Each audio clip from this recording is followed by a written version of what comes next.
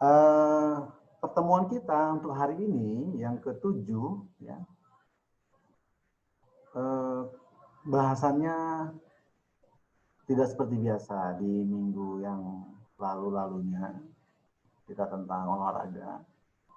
Namun untuk pembahasan hari ini kita mengenai penyakit menular seksual atau disingkat dengan PMS. Ya. Jadi penyakit menular seksual ini yang kenapa dimasukkan ke dalam materi kelas 12?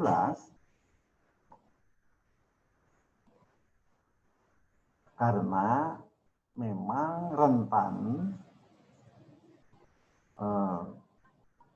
PMS ini kena atau terjangkit atau pelakunya pada umur dewasa ya, atau umur remaja dan umur SMA gitu lah, SMA, kuliah seperti itu.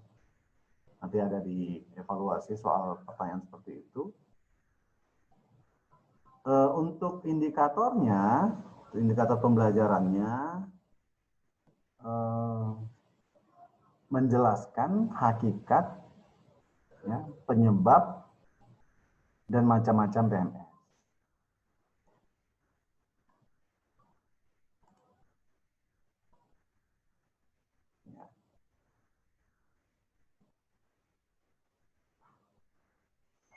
Untuk mengawali materi kita yang baru ini, sebelumnya Bapak akan menjelaskan terlebih dahulu yaitu pengertian dari PMS itu sendiri.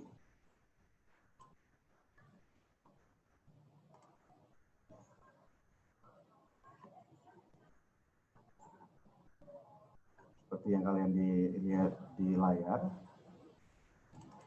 Ya. Apa pengertian PMS? PMS adalah infeksi atau penyakit yang ditularkan melalui hubungan seks. Hubungan seks yang dilakukan adalah lewat oral atau lewat anal, vagina dan vagina ya. Atau penyakit kelamin atau infeksi yang ditularkan melalui hubungan seks yang dapat menyerang alat kelamin.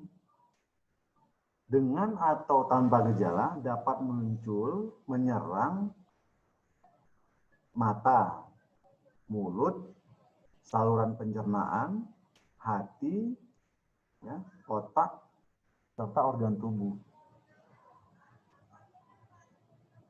Jadi efek dari infeksi itu, efek dari infeksi penyakit yang ditularkan, yang dilakukan lewat hubungan seks, oral dan sebagainya, yang efeknya adalah menyerang pada apa? Mata, mulut, saluran pencernaan, hati, otak, serta organ tubuh. Sebelumnya ingin Bapak tanya, ada di antara anak-anak Bapak semuanya yang pernah mengenal atau mungkin pernah melihat penderita PMS seperti ini? Coba, kira-kira ada di antara kalian? Mana? Aulia Rahmatun. Fahmi? Enggak pernah, Bi. Enggak pernah. Atau mungkin pernah melihat penderita? Enggak pernah juga, Bi. Pernah? Belum? Enggak pernah, Bi. Enggak pernah ya. Jadi, apa masalah dari PMS ini sendiri? Artinya adalah perilaku melanggar norma. Norma kita beragama Islam melarang kita berhubungan badan atau berhubungan seks kepada yang bukan atau kepada yang tidak sah. Melarang. Yang sah itu apa? Yang sah itu adalah apa itu? Rahmi yang sah. Kira-kira yang sah itu adalah yang udah menikah, Bi. Yang sudah menikah. Artinya sudah disahkan oleh agama dan negara. Maka agama Dan negara mengatur hal-hal ini agar kita terhindar dari PMS ini.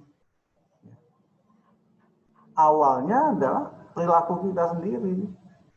Dari hubungan sosial yang kita lakukan, yang kita tidak jaga. Maka ini harusnya jadi perhatian. Akhirnya timbullah infeksi, penyakit ya, akibat dari hubungan seks. Kemudian yang berakibat kepada ya, yang cenderung diserang adalah muncul pada mata, mulut, saluran pencernaan, hati, otak, serta organ tubuh. Coba rusak semuanya. Ini hina, ini sangat hina ya. Perilaku-perilaku seperti ini sangat hina, yang agama kita juga mengajarkan kita untuk menjauhi hal ini. Kalau memang sudah sukses, sudah berhasil dalam pembelajaran, sudah bekerja dan sebagainya, ya lebih baik menikah agar terhindar dari hal-hal ini. Ini adalah pengertian dari PMS. Kemudian selanjutnya adalah gejalanya. Nah ini gejala kita yang perlu tahu. Kita harus tahu gejala dari PMS ini sendiri. Kalau kita tidak tahu gejalanya, maka kita tidak bisa mengidentifikasi, menganalisa, mengira-ngira bahwa ada seseorang yang terpapar atau memang pelaku dan sebagainya. Dengan kita mengenal gejala PMS tersebut, kita tahu. Gejala yang pertama adalah keluar cairan atau keputihan yang tidak normal dari vagina atau penis. Cairannya keputihan seperti nanah ya, yang keluar dari vagina atau penis. Ini gejalanya.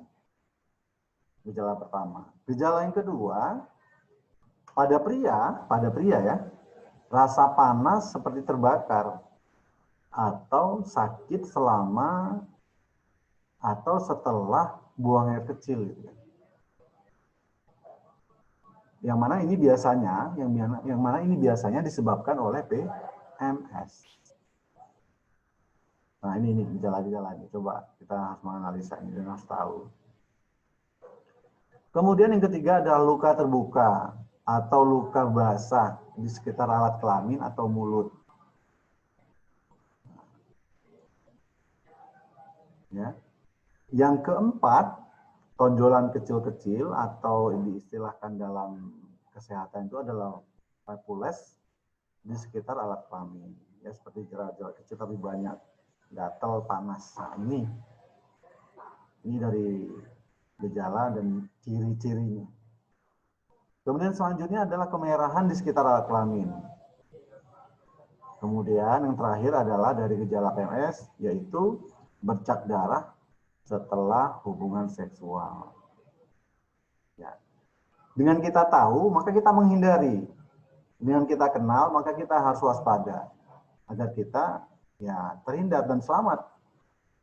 Dan ini adalah pola pergaulan saat ini yang kita lihat di masyarakat, khususnya remaja. Apalagi kalian akan menginjak kepada perguruan tinggi yang tinggal di kos-kosan, yang pengawasannya kurang ketat, ya, pergaulannya bebas, ya, ini akan mengancam kita. Maka untuk anak-anak Bapak semuanya, Bapak sampaikan ini materi, ya, agar kita waspada dan mawas diri, agar terhindar dari hal-hal tersebut. Ya. Jadi dengan kita mengenal gejala, nah, maka kita akan tahu ciri-ciri, kita juga akan kenal. Selanjutnya, cara penularannya.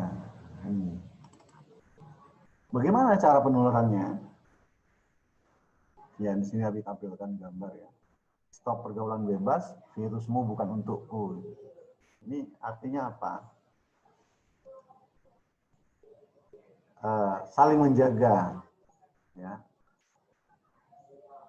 Dalam kehidupan kita bersosial ini harus saling menjaga agar memang pergaulan kita ini baik, positif, tidak negatif. Ya.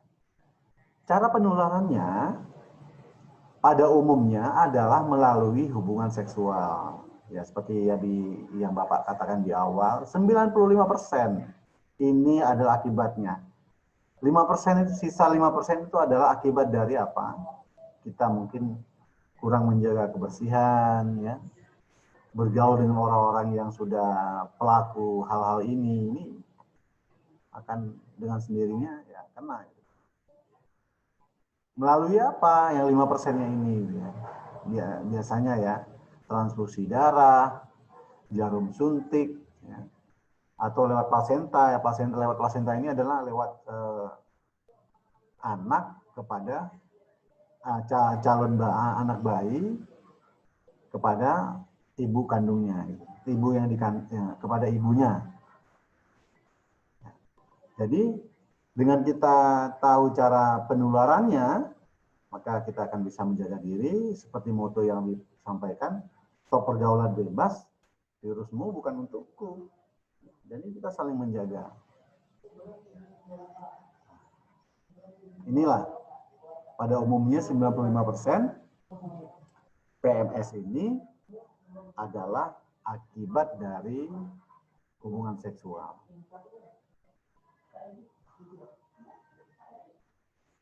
Kemudian tipe PMS yang umum terjadi. Nah, ini tipe-tipe PMS, penyakit menular seksual yang sering terjadi.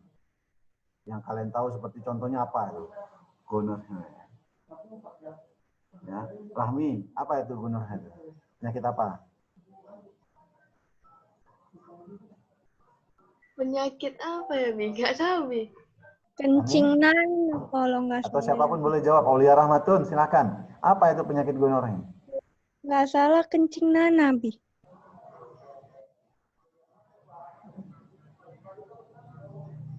Ya, dia sejenis penyakit menular seksual. Yang pertama yang Bapak sebutkan, penyebabnya apa? Adalah dari bakteri Neisseria gonococcus. Ini bakterinya. Tadi sebelumnya Bapak sampaikan bahwa memang ada virus, ada bakteri. Analisis dari kesehatannya gimana? Patologisnya, kalau dilihat dari patologisnya, laki-laki biasanya itu timbul di mana? Uretritisnya, prostatitisnya, ya, epididimitisnya juga banyak gitu. Ada ositis, ada vesikulitisnya itu. Patologisnya dari segi patologis itu, tipenya. Kalau wanita di mana biasanya? Di Bartholinitis, ya, sistitis sama salpingitis. Gejala yang muncul pada pria, gejala yang muncul pada pria, ya, biasanya masa inkubasi itu 2 sampai dengan 5 hari. Kemudian rasa gatal dan panas di ujung kemaluan, ya, kemudian rasa sakit saat buang air kecil, ya, dan banyak buang air kecil gitu. Ya. Dan yang ciri-ciri yang memang betul-betul bisa dikatakan dia kena PMS itu adalah keluar nanah pada ujung kemaluan, kadang-kadang bercampur darah.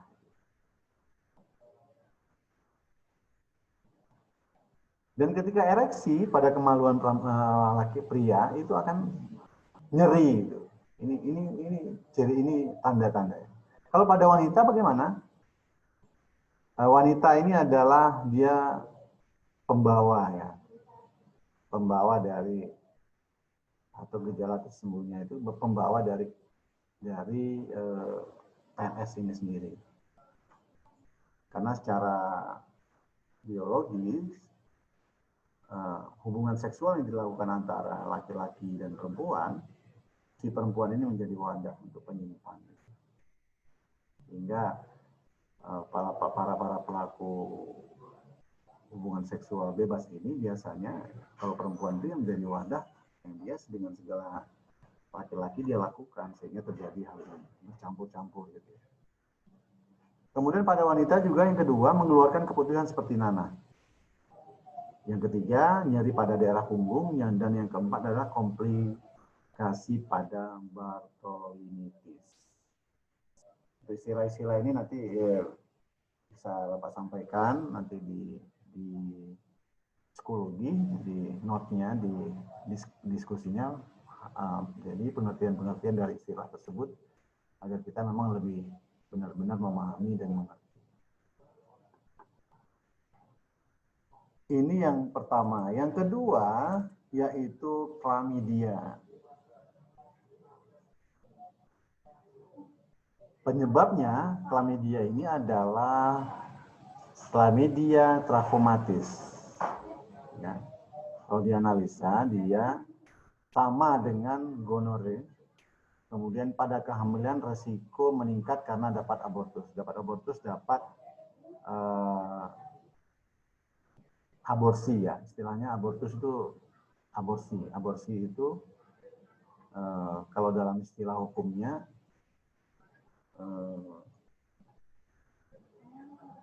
dilarang karena memang pada hakikatnya membunuh bayi. Ya. Membunuh bayi, membuang, tetapi tanpa alasan yang diizinkan oleh negara. Yang ketiga, bayi yang lahir per vaginam dapat mengalami konjungtivitis. Ini biasanya pasti kalau ibunya penderita PMS atau pelaku hubungan seksual, maka bayinya juga akan terpengaruh, akan tertular lewat hubungan bayi dengan ibunya.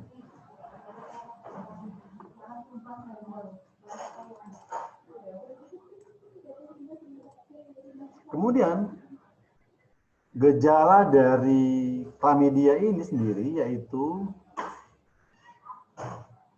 lesi primer sama dengan papul, nanti bisa dikasih istilah ini di diskusi psikologi kita. Kemudian masa inkubasinya 1 sampai dengan 4 minggu. Ya. Kemudian lesi sekundernya 1 minggu sampai dengan 2 bulan. Sama dengan limfadenitis dengan bengkak, merah, sakit, dan supuratif pada akibat dari klamidia ini. Kemudian pada kasus kronis terjadi elephantiasis genital oleh karena obstruksi saluran limpa. Selanjutnya, ya, yang ketiga ya dari PMS itu adalah herpes genitalis. Penyebabnya apa? Virus herpes simple tipe 2. Gejalanya yaitu masa inkubasi 3 sampai dengan 5 hari.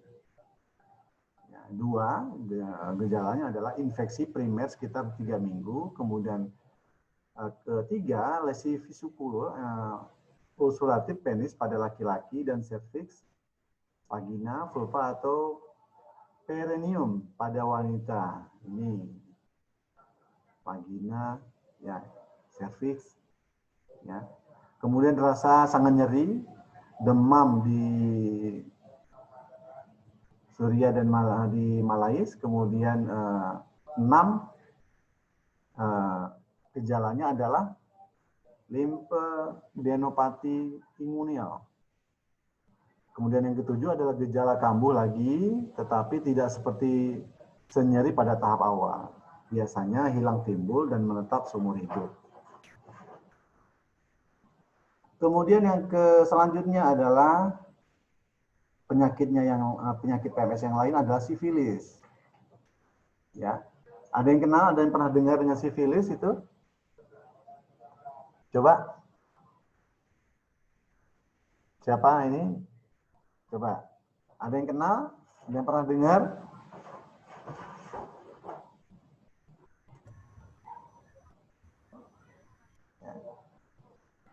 Ya, Amanda Putri, pernah dengar sifilis?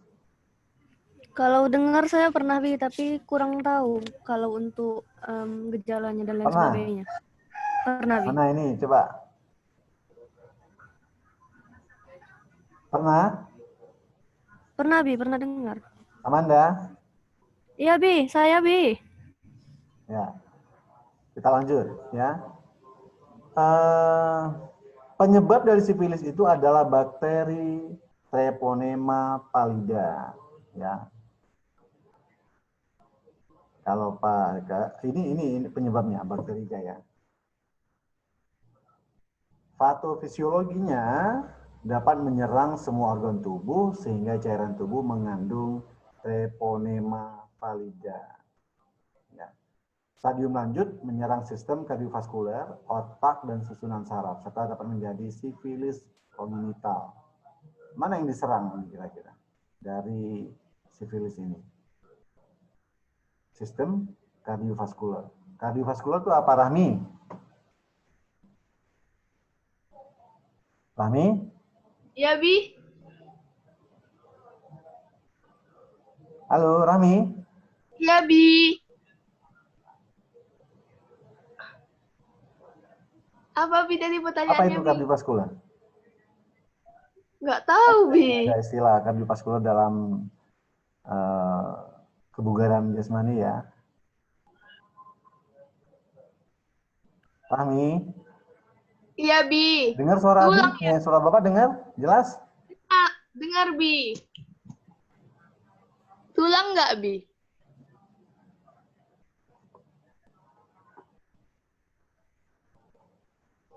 Ya. Jelas ya? Rahmi jelas?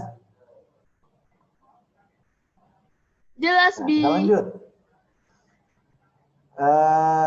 Gejala yang biasanya timbul dari sifilis ini yang pertama satu adalah stadium laten.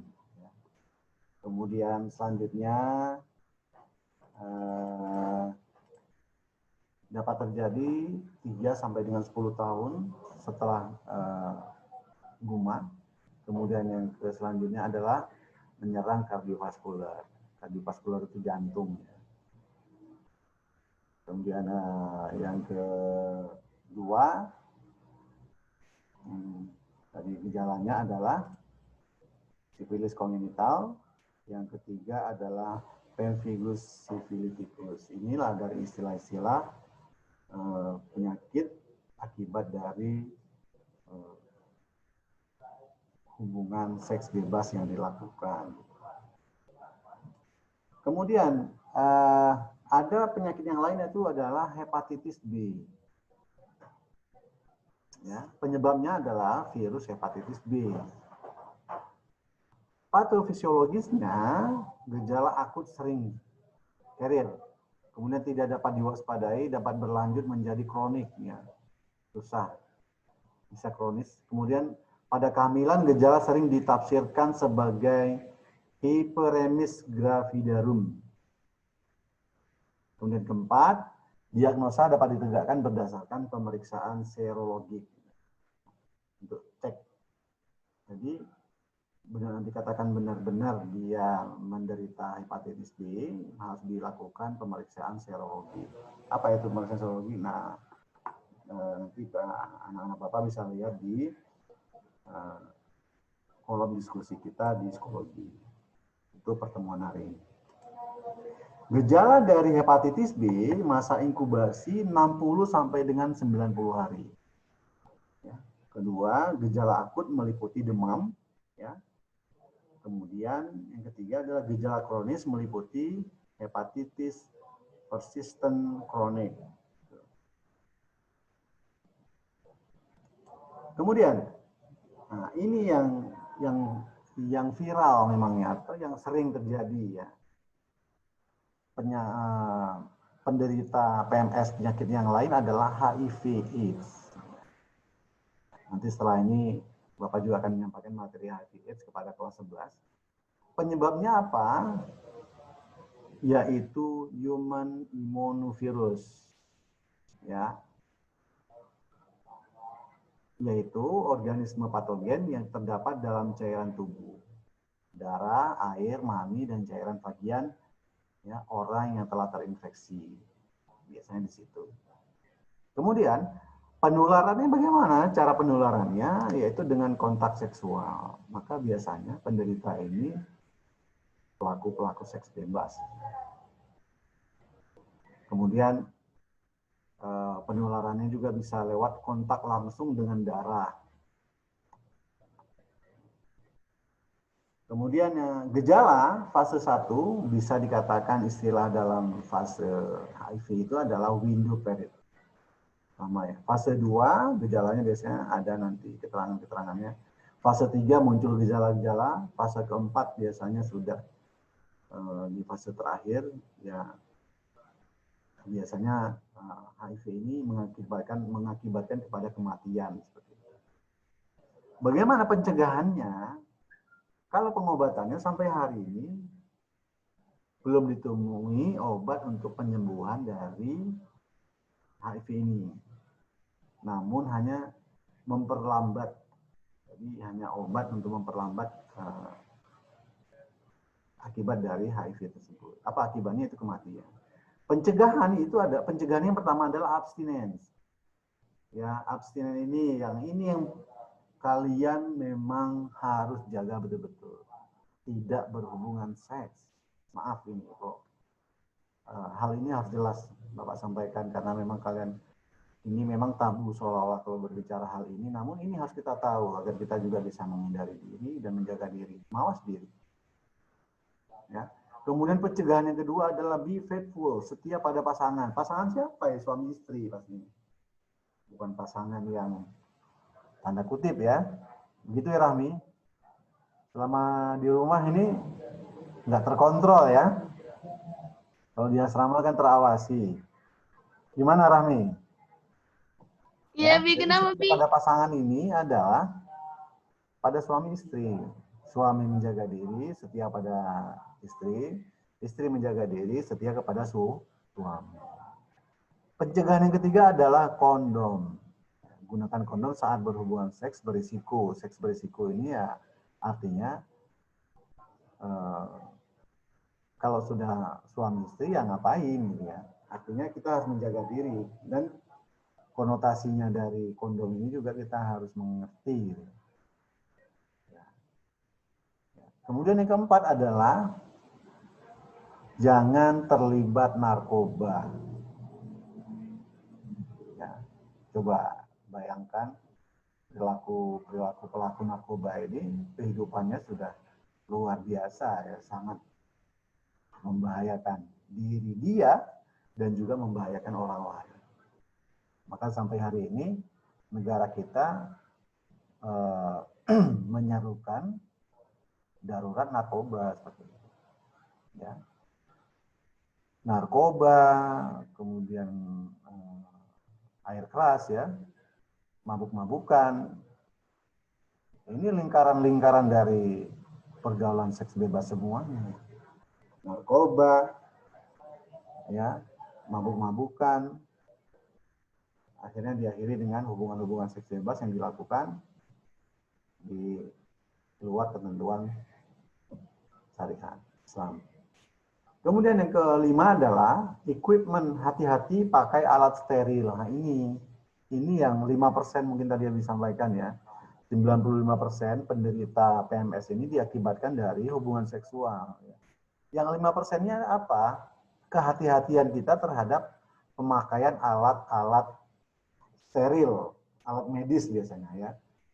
Misalkan contoh ya, pemakaian alat suntik. Ketika kita diobati oleh pihak medis, penggunaan alatnya harus memang betul-betul steril. Ketika transfusi darah misalkan, transfusi darah pun darah harus dipastikan tidak tertular atau tidak mengandung penyakit-penyakit atau bakteri, virus, PMS, HIV dan sebagainya.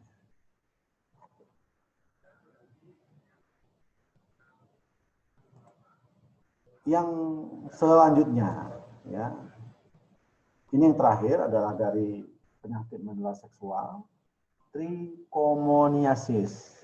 Ya, penyebabnya apa? Ya, penyebabnya adalah Trichomonas vaginalis. Ini adalah nama virusnya. Patofisiologisnya biasanya wanita itu vagina mengeluarkan cairan keputihan bercampur nanah dan berbau khas, ya. Dinding vagina merah dan bengkak. Pria terjadi pada infeksi saluran kemih, infeksi kelenjar prostat dan saluran spermatozoa. Gejalanya untuk trichomoniasis ini adalah pertama masa inkubasi 4 hari, kedua sekret vagina berbusa, ya. Serupulennya dengan warna kekuning-kuningan dan kuning kehijauan serta berbau khas. Rasa nyeri dan gatal. Kemudian dinding vagina meradang dengan infiltrasi ya. Dinding vaginanya meradang, tapi dengan infiltrasi. Pada pria gejalanya tersembunyi, tertutup. Kalau untuk penderita trichomoniasis ini tertutup, pada pria tidak terlihat. Inilah dari contoh-contoh penyakit menular seksual. Di antaranya tadi sudah Bapak sebutkan dengan gejala-gejala dan tanda-tandanya. Ini semoga berguna bagi kita semua. Jadi harapannya dengan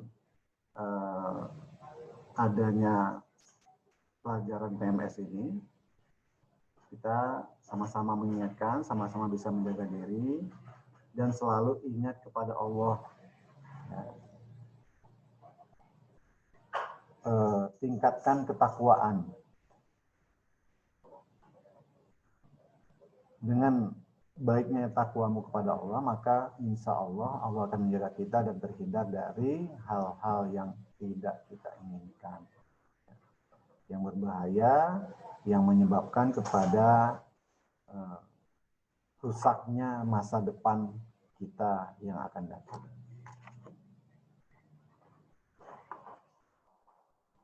Terima kasih. Di akhir adalah evaluasi, ya, evaluasi dari materi kita. Yang pertama pertanyaan yang pertama adalah faktor religius yang dapat menekan meluasnya penularan penyakit kelamin apa ya? Itu harus kalian tahu. Apakah pendidikan kesehatan pada masyarakat dan seterusnya. Kemudian yang kedua adalah berdasarkan hasil survei yang paling banyak menjadi korban dari penyakit HIV/AIDS adalah siapa kira-kira? Ya. Apakah bayi, apakah manula, ataukah anak-anak, ataukah remaja atau dewasa muda? Ya. Yang paling banyak. Ya, jadi A sampai E ini juga bayi juga ada gitu ya. Tapi yang sering dan yang paling banyak penderitanya. Nah, kemudian dijawab dari evaluasi ini dikumpulkan di foto ya, atau filenya diupload di psikologi di tempat diskusi kita, ya. Kemudian ditulis identitasnya dengan lengkap.